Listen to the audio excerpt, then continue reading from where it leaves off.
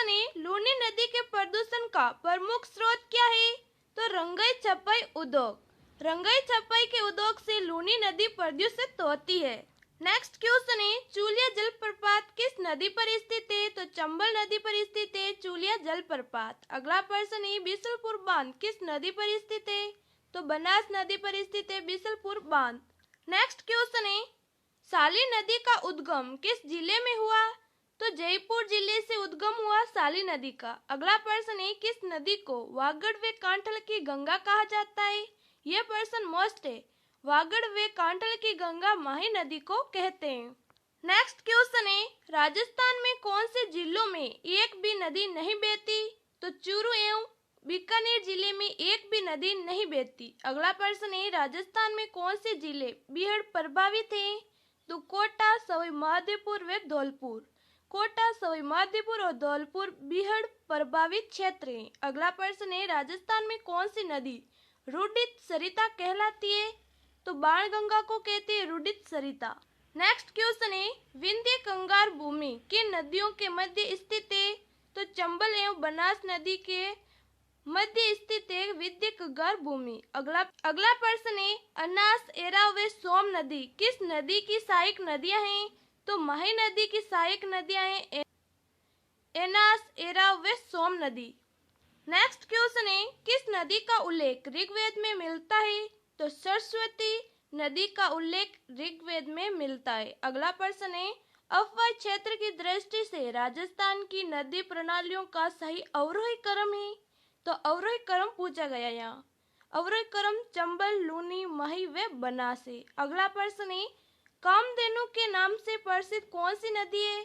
तो चंबल को कहते हैं कामधेनु नदी। अगला प्रश्न है, किस नदी के किनारे स्थित गणेश्वर में ताम्र युगीन सभ्यता के अवशेष पाए जाते हैं? तो इसका आंसर है कांतली नदी। अगला प्रश्न है, चंबल, बनास, माही और काली सिंधी में से किस नदी का जल अरब सागर में गिरता है? तो माही नदी का अरब सागर में जल गिरता है। नेक्स्ट क्वेश्चन है, सीकर जिले में कौन सी नदी का उद्गम स्थल है? तो कांतली नदी का उद्गम स्थल सीकर जिला है। अगला प्रश्न है, लूनी बेसिन किस क्षेत्र में है? तो गोडवाड़ क्षेत्र में लूनी बेसिन। अगला प्रश्न है, बनास बेसिन का मुख्य क्षेत्र किस जिले में है? तो बनास बेसिन का मुख्य क्षेत्र टोंक जिले में है। अगला प्रश्न है, कांतली, काकनी, राठी और बनास में से कौन सी नदी एक आंतरिक प्रवाही नदी नहीं है? तो बनास नदी आंतरिक प्रवाही नदी नहीं है। अगला प्रश्न है, वर्तमान में मौजूद किस नदी का प्राचीन नाम सरस्वती था? तो घग्गर नदी का प्राचीन नाम था सरस्वती नदी। नेक्स्ट क्वेश्चन है, पांचना बांध किस जिले में स्थित है? तो करौली में स्थित है पांचना बांध। अगला प्रश्न है, जाखम नदी कौन से जिले में बहती है? तो जाखम नदी प्रतापगढ़ जिले में बहती है। अगला प्रश्न है, राजस्थान की कौन सी नदी बंगाल की खाड़ी के जल प्रवाह से जुड़ी हुई है? तो चंबल नदी। अगला प्रश्न है, राजस्थान में प्रवाह प्रणाली कितने रूप में पाई जाती है? यह प्रश्न मोस्ट है। राजस्थान में प्रवाह प्रणाली 3 रूपों में पाई जाती है। अगला प्रश्न है, राजस्थान में वर्षा जल संग्रहण की परंपरागत विधि है? तो टांका। नेक्स्ट क्वेश्चन है, राजस्थान की वह नदी जो दक्षिण से उत्तर की ओर बहती है? तो चंबल नदी दक्षिण से उत्तर की ओर बहती है। अगला प्रश्न है, नाली किसे कहते हैं? तो घग्गर नदी के पाठ को हम नाली कहते हैं। अगला प्रश्न है, राजस्थान में मृत नदी किसे कहते हैं? तो घग्गर नदी को कहते हैं मृत नदी। अगला प्रश्न है, बांसवाड़ा व डूंगरपुर किस नदी के विपरीत किनारे पर बसे हुए हैं? तो माही नदी के किनारे विपरीत बसे हुए बांसवाड़ा व डूंगरपुर जिले। अगला प्रश्न है, राजस्थान की बारहमासी नदी है? तो चंबल को कहते हैं बारहमासी नदी। नेक्स्ट क्वेश्चन है, मेजा बांध का निर्माण किस नदी पर हुआ? तो कोठारी नदी पर बना हुआ है मेजा बांध। अगला प्रश्न है, राजस्थान में पूर्णतः सर्वाधिक क्षेत्र में बहने वाली नदी है? तो बनास नदी। अगला प्रश्न है, मानसी वाक्कल नदी का उद्गम स्थल है? तो गोगुंदा की पहाड़ियां है मानसी वाक्कल नदी का उद्गम। अगला प्रश्न है, राजस्थान की सबसे लंबी नदी है? तो राजस्थान की सबसे लंबी नदी है चंबल नदी। नेक्स्ट क्वेश्चन है, बांसवाड़ा जिले में खादू के निकट कौन सी नदी प्रवेश करती है? तो मही नदी बांसवाड़ा जिले में खादू के निकट से प्रवेश करती है। नेक्स्ट क्वेश्चन है, मांडलगढ़ के निकट त्रिवेणी पर कौन सी 3 नदियां मिलती हैं? तो बनास, बेड़च व मेनाल। बनास, बेड़च व मेनाल मांडलगढ़ में त्रिवेणी संगम बनाती है। अगला प्रश्न है, राजस्थान की वे कौन सी एकमात्र नदी है जो कर्क रेखा को 2 बार पार करती है? तो मही नदी कर्क रेखा को 2 बार पार करती है। अगला प्रश्न है, राजसमंद झील उदयपुर जिले से कितनी दूर पर स्थित है? तो राजसमंद झील उदयपुर जिले से 64 किलोमीटर दूरी पर स्थित है। अगला प्रश्न है, खारी नदी किस अफवाह तंत्र में है? तो बंगाल की खाड़ी में। अगला प्रश्न है, किस नदी ने ईस्ट वेस्ट कॉरिडोर के अधीन हैंगिंग ब्रिज बनाया है या बनाया गया है? तो चंबल नदी पर। नेक्स्ट क्वेश्चन है, कौन सी नदी राजस्थान को सर्वाधिक जल आपूर्ति करती है? तो चंबल नदी। चंबल नदी राजस्थान को सर्वाधिक जल आपूर्ति करती है। अगला प्रश्न है, इंदिरा गांधी का अंतिम छोर है?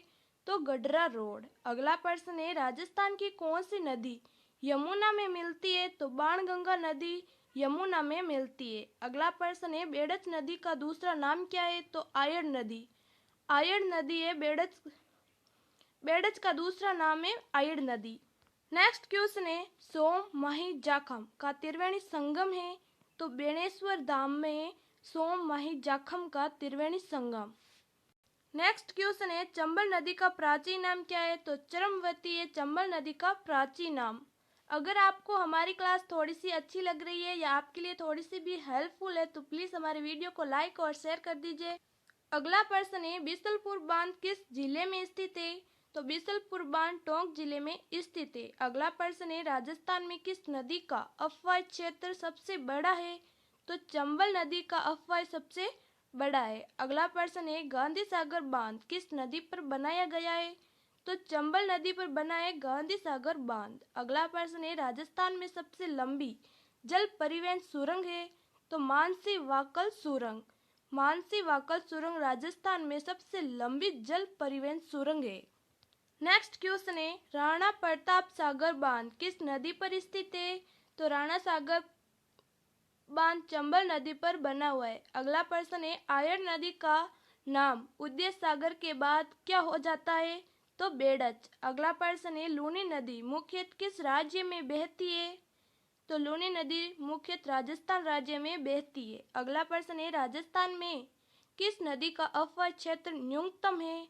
तो वाकल नदी का, और अधिक था चंबल नदी का। अगला प्रश्न है, पार्वती किसकी सहायक नदी है? तो चंबल नदी की सहायक नदी है पार्वती नदी। नेक्स्ट क्वेश्चन है, बनास नदी का उद्गम स्थल है? तो खमनोर की पहाड़ियां। खमनोर की पहाड़ियां है बनास नदी का उद्गम स्थल। अगला प्रश्न है, लूनी का उत्तरी क्षेत्र क्या कहलाता है? तो थली। अगला प्रश्न है, कौन सी नदी झुंझुनू को 2 भागों में बांटती है? तो कांतली नदी झुंझुनू को 2 भागों में बांटती है। अगला प्रश्न है, घग्गर नदी का उद्गम कहाँ से होता है? तो हिमालय की शिवालिक पहाड़ियों से होता है घग्गर नदी का उद्गम। अगला प्रश्न है, अर्जुन की गंगा किसे कहते हैं? तो बाण गंगा को कहते हैं हम अर्जुन की गंगा। नेक्स्ट क्वेश्चन है, कालीबंगा सभ्यता किस नदी के किनारे विकसित हुई? तो घग्गर नदी के किनारे विकसित हुई कालीबंगा सभ्यता। अगला प्रश्न है, मानसी वाकल नदी का उद्गम स्थल है? तो फुलवारी की नाल अभ्यारण्य। अगला प्रश्न है, जवाहर सागर अभ्यारण्य किस नदी के निकट स्थित है? तो चंबल नदी के निकट स्थित है जवाहर सागर अभ्यारण्य। अगला प्रश्न है, राजस्थान के किस संभाग में सर्वाधिक नदियां पाई जाती हैं? तो कोटा संभाग में सर्वाधिक नदियां, और कोटा संभाग को कहते हैं नदियों वाला संभाग। अगर के बीच सीमा बनाती है तो मही नदी। नेक्स्ट क्वेश्चन है, सोम नदी कहाँ से निकलती है? तो बिछामेड़ा से। अगला प्रश्न है, चंबल नदी की लंबाई कितनी है? तो 1051 किलोमीटर लंबाई है चंबल नदी की। अगर राजस्थान में चंबल नदी की लंबाई पूछी जाए तो 322 किलोमीटर। अगला प्रश्न है, बाणगंगा का उद्गम स्थल है? तो बेराट की पहाड़ियां हैं बाणगंगा का उद्गम स्थल। अगला प्रश्न है, वाकल नदी किसकी सहायक नदी है? तो साबरमती की सहायक नदी है वाकल नदी। नेक्स्ट क्वेश्चन है, बनास, मेनाल, बेड़च नदियों का त्रिवेणी संगम किस जिले में? इसका जवाब आपको कमेंट बॉक्स में बताना है। साथ ही आपको बताना है कि हमारी ये कम से कम समय में अधिक से अधिक प्रश्नों को कवर करने वाली क्लास आपको कैसी लगी है। अगर आपको हमारी क्लास अच्छी लगी हो या आपके लिए थोड़ी सी भी हेल्पफुल है तो प्लीज़ हमारे वीडियो को लाइक और शेयर करें। अगर आप इस चैनल पर नए हो तो इस चैनल को सब्सक्राइब करें। Thank you. जय हिंद, जय भारत।